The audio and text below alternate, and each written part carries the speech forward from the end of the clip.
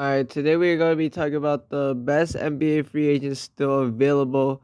First, we got Markelle Fultz, former number one overall pick in the 2017 NBA draft. I mean, he's a pretty solid bench point guard that a team could use.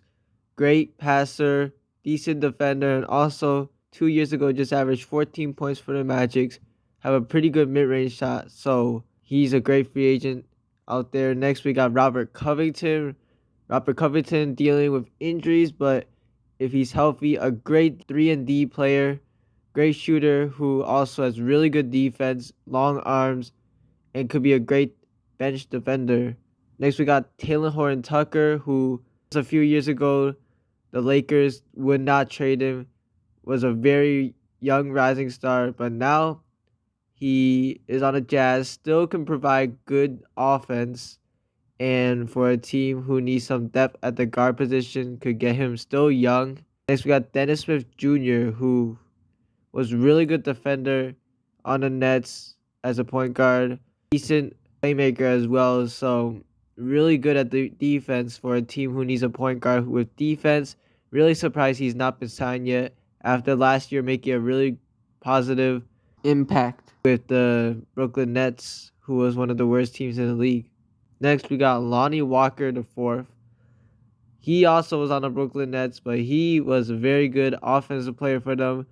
At like a stretch, he was sixth man of the year contender, but now not signed like last year after a great season with the Lakers.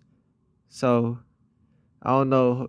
A team could take a flyer. I heard got some workouts with Sacramento soon.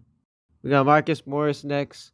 Marcus Morris, a great veteran for a team who just scored like 26 points in the last playoff game he played with the Cavaliers. Great shooter still, alright defender, and just has a toughness for a team that needs a power forward. 76ers and Cavs are maybe interested to bring him back. And I'm really surprised Isaac Okoro, who is a 23-year-old, just a 5th overall pick in the 2020 draft, has not been signed yet, although he probably could take the qualifying offer with the Cleveland Cavaliers to stay one more year as a restricted free agent. But he has great defense. His jumper has improved, so he could be a solid bench guard or forward for a team, but probably would still be on the Cavaliers. So he's like a different than all of the other free agents because unrestricted free agency, but at least Okoro could still stay with the Cleveland Cavaliers if no one else signs with them.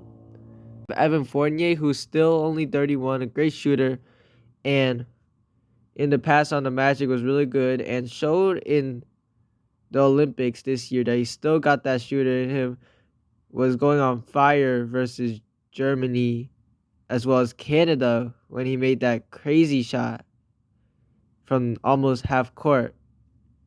Davis Bertans, a great shooter as well. A few years ago with the Wizards was going insane and was an most improved player candidacy, and then he also got a crazy contract, $80 million contract, and now he's unsigned. I mean, 76ers are interested in him, but still a decent power forward off the bench. Great shooter for like slot minutes for offense.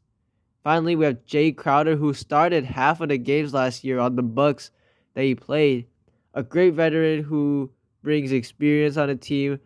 Good shooter, 3 and D player off the bench, and he's still unsigned. Some other notable free agents that are still unsigned that are honorable mentions include Justin Holiday, who was on the Nuggets last year, Cedi Osman, who was on the Spurs, I believe, last year, and Thaddeus Young, who was on the Suns last year. They all bring pretty good wing depth for a team. Now, there's still a lot of roster spots open, so these players could be signed, or like in the middle of the season, these players could be signed.